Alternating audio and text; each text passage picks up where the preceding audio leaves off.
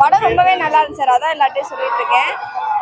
வெறியனா work பண்ணிருக்காரு Dhanush sir. அவங்க team வந்து ரொம்ப வெறியனா, நாங்க தான் எப்பவுமே தனுஷ் சார் வெறியனா இருப்போம். சார் வந்து இதுல வெறியனா ஒர்க் பண்ணிருக்காரு. படம் ரொம்பவே கனெக்ட் ஆயிருக்கு. அதுதான் வெறியன், அதுதான் அவர் தனுஷ் வந்து இயக்குனர், எழுத்தாளர், எழுத்து இயக்கம் தனுஷ் வந்தது. அவர் வந்து ரொம்ப வெறித்தனமா அந்த ப்ராஜெக்டை வந்து உணர்ந்து எடுத்திருக்காருன்னு நினைக்கிறேன். ஏன்னா அதுல ஒரு சீனாவது நம்ம ஃபேமிலியோட கனெக்ட் ஆயிருக்கோம். எனக்கு நிறைய கனெக்ட் ஆச்சு. ஏன்னா நான் குலதெய்வ வழிபாட்டில் இருக்க ஒரு பொண்ணு. அதுக்கான விளக்கத்தை அழகா தெளிவா, அது மூட நம்பிக்கைன்றது கிடையாது, நம்மளுக்குள்ள இருக்க நம்பிக்கை. நம்மளுடைய முன்னோர்கள் தான் நம்மளோட தெய்வமா இருக்காங்க, அவங்க வழி நடத்துவாங்க. எனக்கு சில நேரத்துல எங்க அம்மா என் கூட இல்லைனாலும் அவங்க தெய்வமா இருந்து வழி நடத்துறாங்கன்றத ஏதோ ஒரு இடத்துல எனக்கு அப்படியே ஸ்ட்ரைக் ஆச்சு. நிறைய இடத்துல கண்ணீர் வர மாதிரி சீன்கள் இருந்தது.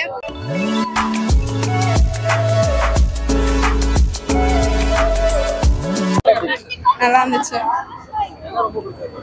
தனுஷே ரொம்ப பிடிச்சது. எல்லாம் என்ன பிடிச்சதுன்னு கேட்டா என்ன மாதிரி கதைன்னு சொல்றதுன்னா, இப்போ பேரண்ட்ஸ்லாம் வந்து அடுத்த போன காலத்துல இருந்து கடைலாம் நடத்திட்டு இருக்காங்கல்ல, அதெல்லாம் வந்து இப்ப இருக்க பசங்கள்லாம் விட்டுடுறாங்கல்ல, அதெல்லாம் விடக்கூடாது, எல்லாமே அப்பா அம்மாவை வந்து காப்பாற்றணும் அப்படின்றதெல்லாம் எடுத்து வச்சிருக்காரு. நல்லாதான் இருக்கு, ஃபேமிலியோட பார்க்கலாம் படம். எனக்கு ரொம்ப பிடிக்கும் அவரை. மிஸ் பண்ணிட்டேன், வரல. இன்னைக்கு வருவார்னு நினைச்சேன். ஃபர்ஸ்ட் டைம் நான் அவரை பாக்குறது வேற நினைச்சு நான் நைட்லாம் தூங்கவே இல்லை. வருவாருன்னு நினைச்சேன், வரல. கண்டிப்பா இட்லி கடை, அதாவது நமக்கு என்ன தேவையோ அந்த தேவைக்கு ஏற்ற மாதிரி நம்ம வாழணும்னு நினைச்சோன்னா நமக்கு சிக்கல் வராது. ஓகேங்களா? ஆனா ஏன் இங்க சிக்கல் வருதுன்னா, நம்ம தகுதிக்கு மீறி ஆசைப்பட்டு வெளிநாட்டுல வேலை செஞ்சுட்டு இருக்காரு.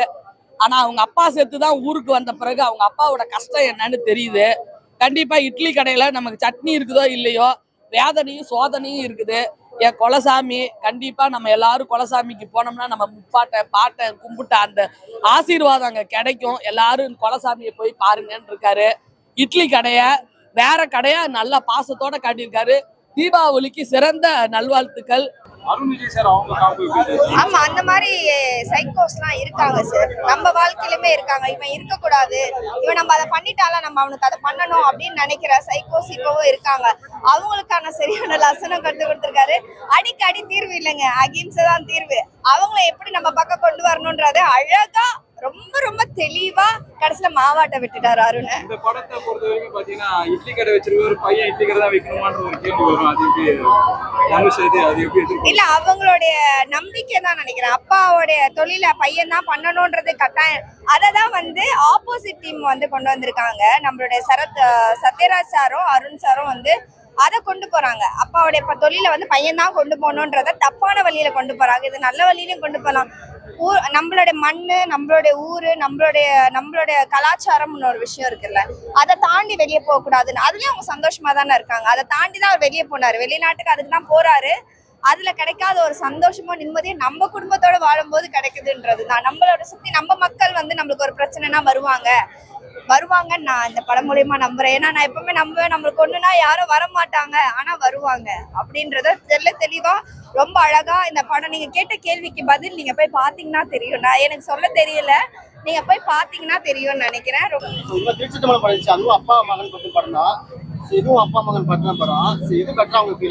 எல்லாமே பெட்டரா தான் இருக்கும். ஒரு படம் பெட்டரா இல்லாம இருக்குமா? நல்லதா பண்ணிருக்காங்க அவங்க. ரெண்டு பேருமே நல்லா இருக்கு. ரெண்டு பேருமே சேம் தானே, எப்படி நல்லா இல்லாம இருக்கும்? எல்லாரும் நல்லா பண்ணிருக்காங்க. எல்லாருமே எஃபோர்ட் போட்டு நல்லா பண்ணிருக்காங்க. எல்லாம் நல்லா பார்க்கலாம், என்ஜாய் பண்ணலாம். காமெடியாவும் போகுது, ஆக்ஷனாவும் போகுது, நல்லா இருக்கு. நீங்க பாருங்க, சொன்னா எப்படி தெரியும், பார்த்ததானே தெரியும். நான் 100 கொடுப்பேன், 1000 கொடுப்பேன், எல்லாமே கொடுப்பேன். அவருக்காக என்ன வேணா பண்ணுவேன். ஆனா மிஸ் பண்ணிட்டா அவர், அது மட்டும் தான். விவேகமான போலீஸ்காரன், இந்த மாதிரி ஒரு போலீஸ்காரர் தான் வேணும் தமிழ்நாட்டுக்கு அப்படின்னு பார்த்திபன் மிரட்டி எடுத்திருக்கிறாரு. இந்த ஊரையே சேர்த்து வச்சிருக்காரு. அண்ணே, இந்த நாட்டையும் சேர்க்கறதுக்கு இந்த மாதிரி நல்ல போலீஸ்காரவங்க வேணும். அவங்களாலதான் தர்மத்தை நிலநடுத்த முடியும். சிவநேசன் இட்லி கடை சிறந்த கடை, சிறந்த படம். ஓகேவா? அருண் விஜய் வந்து நடிக்கல, நான் உதச்சி எடுத்து வச்சிருக்காரு. நீ உதச்சி எடுத்தனா கடைசியா உனக்கு 2 கிலோ மாவு ஆட்டி தான் உன்னை வெளியே அனுப்புவோன்னு பனிஷ்மெண்ட் கொடுத்து அனுப்புறாரு. இந்த படத்துல அதே மாதிரி எங்க சமுத்திரக்கனியான கையிலையும் தூக்கிட்டான், கடையையும் தூக்கிட்டான், இவனை அடிச்சு உதச்சிட்டு நான் ஜெயிலுக்கு தான் போறேன்னு அவரும் பின்னி எடுத்திருக்காரு. 4 பேர் சிறந்த நடிப்பு, சூப்பரு. நித்யா மேனன், உன்னையெல்லாம் நடிப்புன்னே சொல்லக்கூடாது, நீ எல்லாம் எங்க வாழ்க்கையில ஒண்ணு. எந்த படம் கொடுத்தாலும் அதுல நீ நின்னு கண்ணு ப்ரூவ் பண்ற. ஓகேவா? சூப்பர். ஐயோ ரொம்ப அது ரொம்ப எனக்கு எனக்கு எனக்கு தெரிஞ்சது அவர் செகண்டா தான் அவங்க வந்தாங்கன்ற மாதிரி எனக்கு ஒரு விஷயம் வந்தது. ஆனா ரொம்ப கரெக்டான சாய்ஸ். நான் ரொம்ப சென்டிமெண்டா ஃபீல் பண்றேன். அந்த படத்துக்கு அப்புறம் சார் இவங்களோட இணைஞ்சது ரொம்ப கனெக்ட் ஆயிருக்கு. அவங்க 2 பேர் மேட்ச் ஈச் அதர் சொல்லுவாங்க, அந்த மாதிரியான்னு கூட எனக்கு தெரியல. ஆனா ஒரு நேட்டிவிட்டியா ஒரு கிராமத்துல ஒரு பொண்ணு எப்படி இருக்கும், அவங்களோட கலாச்சாரம் எப்படி இருக்கும், அவங்களோட பிஹேவியர் எப்படி இருக்குன்றத அவங்க நடக்கும்போது கூட அவங்க கையை இப்படி வச்சுட்டு நடப்பாங்க.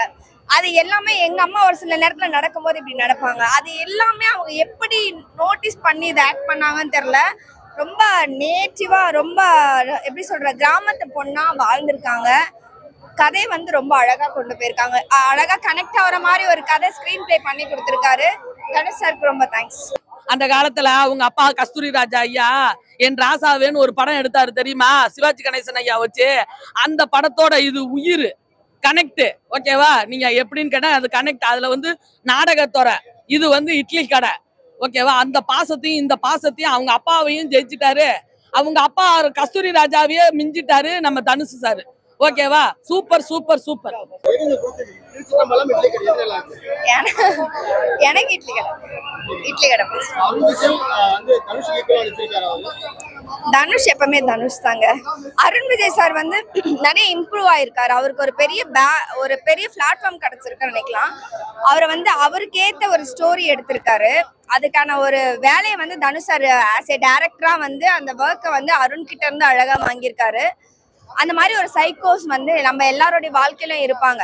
ஒரு சின்ன சண்டையா தான் இருக்கும், ஈகோ எப்படி கிளாஷ் ஆகும், மேல் தட்டத்துல இருக்கவங்க ஈகோ வந்து கிளாஷ் பண்ணோம்னா அவங்க எந்த மாதிரி ரியாக்ட் பண்ணுவாங்கன்றதுக்கு அருண் சார் வந்து கரெக்டா இருந்தாரு. ரொம்ப நல்லா பண்ணியிருந்தாரு. அவ்வளவுதான். All the best Arun sir.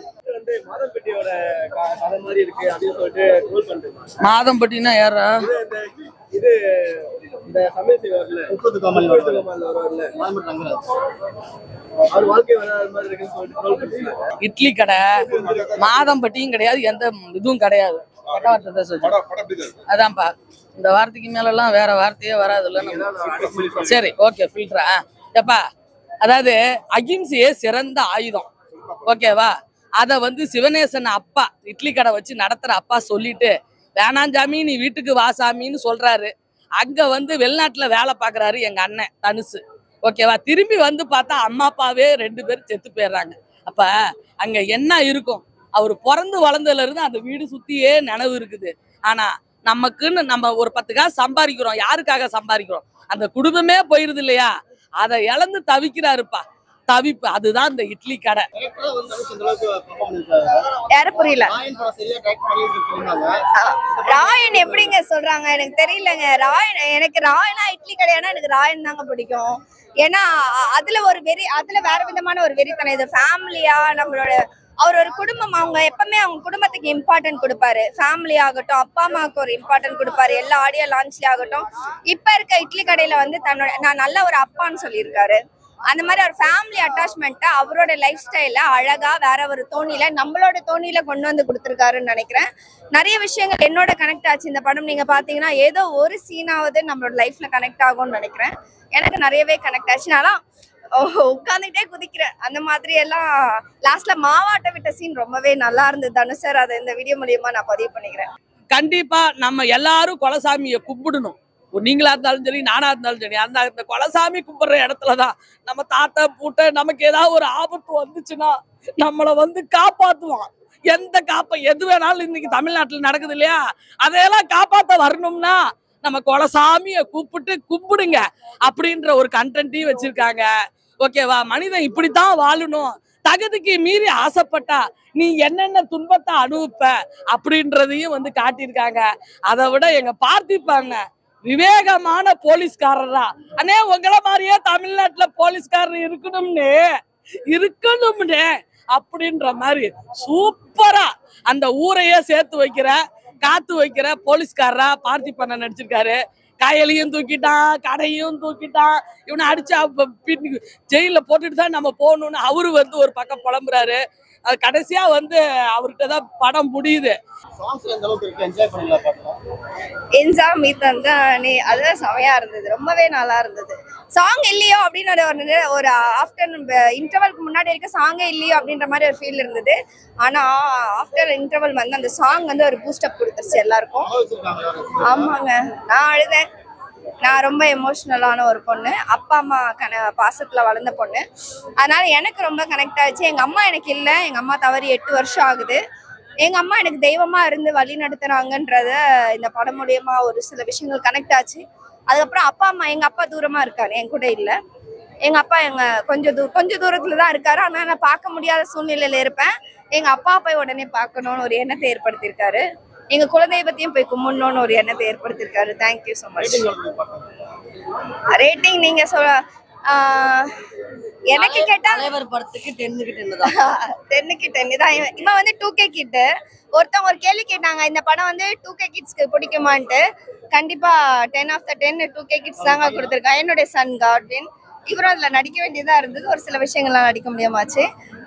Thank you so much. 10 of the 10 எப்பவுமே தனுஷ் சார், நீங்க எப்பவுமே சக்சஸ் தான் சார். நீங்க இன்னொரு படம்லாம் எடுங்க, நீங்க சூப்பரா டைரக்ட் பண்றீங்க, நல்லா ஆக்ட் பண்றீங்க. நீங்க சினிமா கட்ச ஒரு பெரிய வரம் சார். ஏண்டா அங்க போனா அவன் அடிக்கிறான், இங்க வந்தா கிராமத்துல நீ அடிக்கிற. நான் எங்கதான்டா போறது? ஏண்டா உனக்கு இவ்வளவு வன்மம்? எதுக்குடா அந்த பசு மேல போய் உனக்கு இவ்வளவு வன்மம் அப்படின்னு அந்த